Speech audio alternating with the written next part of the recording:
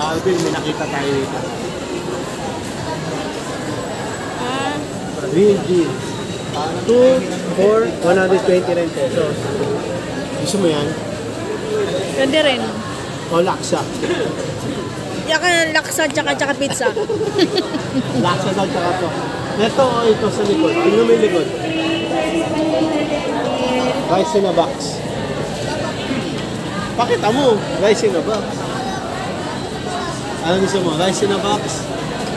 O ito. Ayan yun. Pizza. Pare, lahat. Oo, lahat yan. Lahat gusto mo. Ano?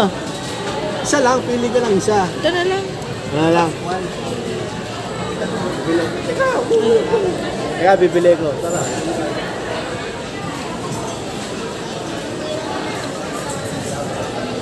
Bali ba yung take one yun? Tig-isa tayo. Sa'yo yung dalawa. Sa kanya yung... Sa'yo yung dalawa.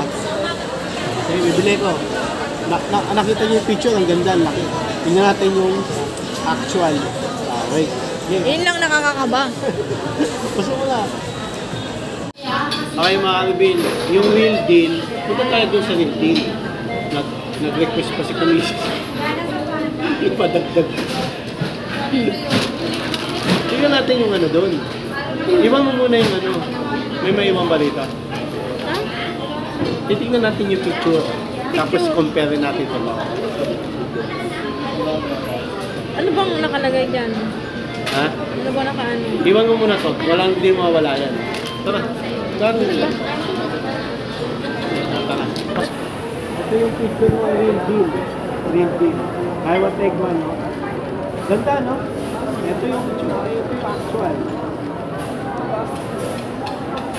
Hindi ka ba naloko? Wala ko malaki. Buksan natin. Buksan natin.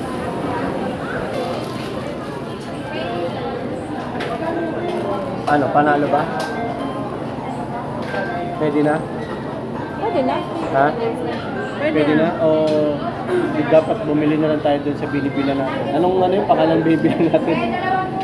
Ano? Minute burger? Minute burger o ito? Paano ba yun doon?